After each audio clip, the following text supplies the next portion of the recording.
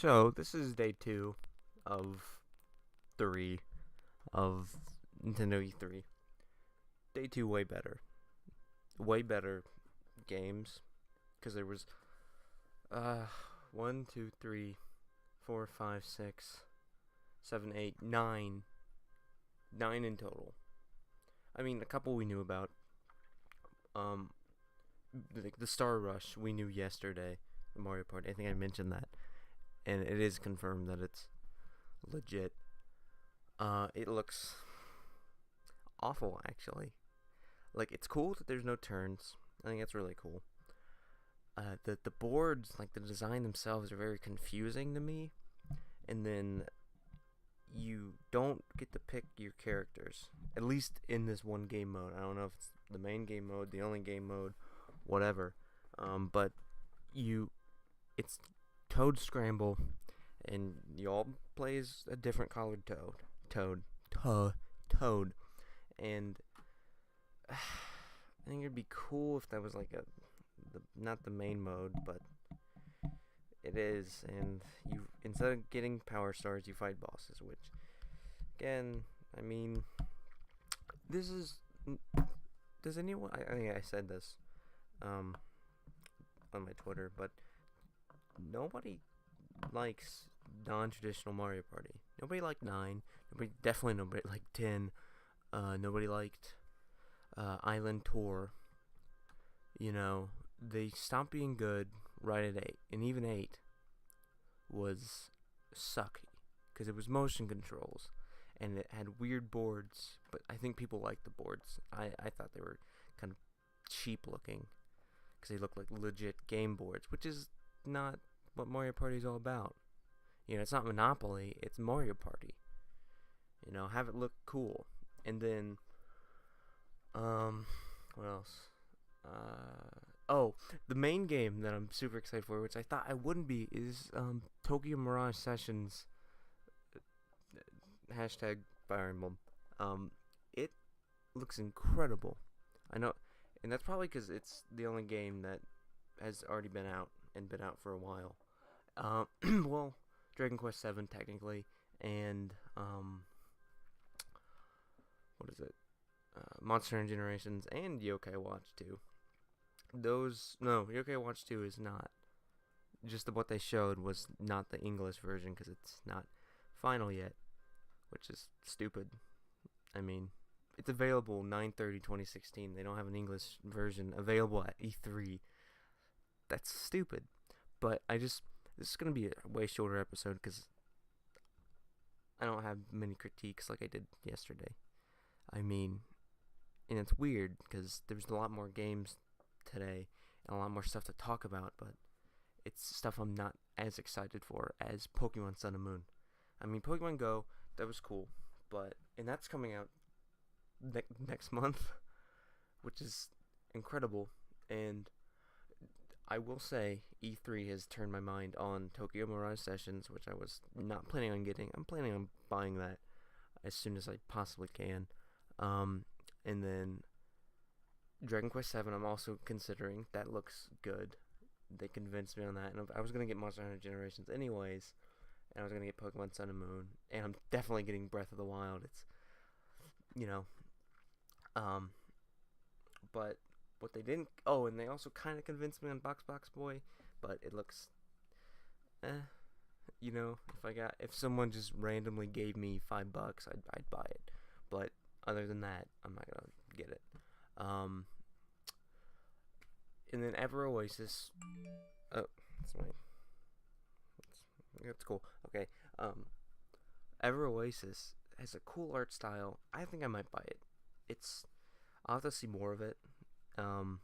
It looks cool, but deserty. I'm not the biggest desert fan. If it was, but then I'm like, desert's kind of cool too. Like, it's got a cool desert style. It's not. That's what I hate. Is so many deserts look the same, but this looks actually unique and cool.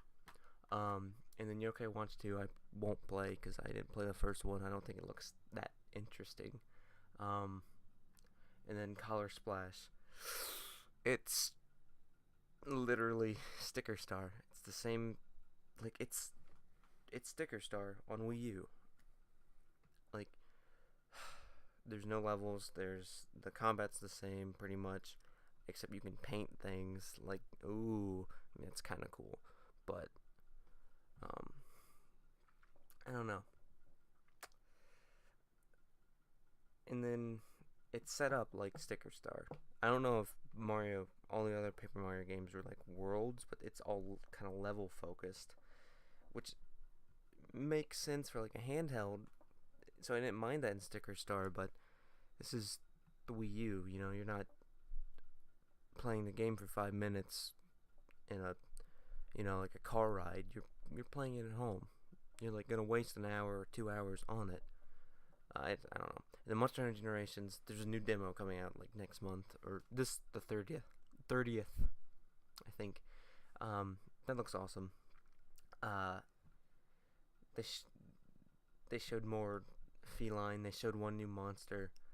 But I think Monster Hunter Generations is the game that has been out in Japan for a while. So technically, it's not everything in it's not new. Same thing with Tokyo Mirage, but what I was seeing, it's new, and they sold me on Tokyo Mirage. It looks incredible, and then Dragon Quest VII looks not as good as Tokyo Mirage, but as of today, Tokyo Mirage won, in my opinion. That looks incredible, and that's coming out like in 2 weeks or 1 week. Let me check. Next Friday, so that's cool. Oops. And then Pokemon Go, which they have it labeled as Pokemon Go Plus, late July, because Miyamoto just dropped that. Like, Jesus, Miyamoto. If he wasn't Miyamoto, he'd probably be fired. Like, Star Rush, Yokai Watch, I can't correctly critique it because it's not like I was ever a fan of Yokai Watch to begin with, so I don't have anything to say on it. And then I haven't played much Paper Mario, but I did play Sticker Star and it was very boring, so I can say Color Splash is going to be very boring just based on the fact that it's Sticker Star in HD. It looks awesome graphically, but gameplay, no. Pokemon Go, of course, looks great. Ever Oasis looks alright. Not the worst, not the greatest, but it was interesting for a new IP just to be announced, thrown in here when originally they said all they were going to show at E3 is Zelda. Like, and a lot of people were scared about that because they're like, if they showed just Zelda for 3 days for 8 hours a day, they're going to lose. But Nintendo's going to lose regardless because nobody cares about Nintendo. They care about Sony and Microsoft. They even care about Square Enix more because more people own those systems. But I don't care who wins E3. I think that's really lame. I think it's just mostly a fanboy thing, which fanboy stuff is stupid. Whatever. Maybe I'm saying that just because I'm on the losing side, but and then Mario Party Star Rush, the mini games, you don't play them often. That was a big problem. That's a big problem too, because I think after every turn there should be a mini game. That's just like a pace breaker. Because if it's nothing but board game, oh, there's a mini game. It's lame, boring, and not fun. I think that's really it. Probably should get closer to the mic because you want to hear me. My sexual alarm. 7:04, guys. But Tokyo Mirage, that's a definite. I'm buying. Dragon Quest, that's probably definite too. Monster Hunter Generations is definite. That was a definite before anything else because it's a new Monster Hunter. Why not? Even though I didn't get 4. I don't know why I didn't get 4. 4 looked good. Pokemon Go is definite because it's free, except the $34.99 plus. Ever Oasis, I'll have to see more of it. Color Splash is a no. Box Boy is no, pretty much. And then Breath of the Wild, which is what they're still doing. Oh wait, is this a new boss? No, it's the Step Talus, which they showed before. Fantastic. But yeah, that's it. There's a lot more definites now, like I wasn't even considering Tokyo Mirage yesterday. I wasn't even considering Dragon Quest 7 yesterday. I'm considering so much now though. So I'm excited for day 3. Hopefully it'll be better. Well, it's not like if it's the same, it'll be still fantastic. But if it's better, oh yeah. Oh, and one thing with Zelda Wii U, I can't, Breath of the Wild, there's no rupees. I haven't seen any rupees. If there is rupees, I haven't seen any. And there's not a lot of people, but maybe it's just because it's in this area and they don't want to give away everything. And also, Chico is like the greatest thing that ever happened to Earth, but that's besides the point. I feel like tomorrow, they're going to show Federation Force or something Metroid. Hopefully not Federation Force, because I think they realize nobody wants it. But who knows? So all in all, Tokyo Mirage Sessions is awesome. Pokemon Sun and Moon, awesome. Breath of the Wild's awesome. Oh, the Treehouse event just ended. I think. No, it didn't. Just went offline for a second. Ever Oasis, that looks cool actually. And then Dragon Quest 7, yeah. You know what, Ever Oasis, the art style looks so cool. But the combat reminds me, not the combat, but like the 3-party system where you can switch between the characters, reminds me a lot of Rogue Galaxy. I don't know if it's very popular of a game, but it reminds me of that.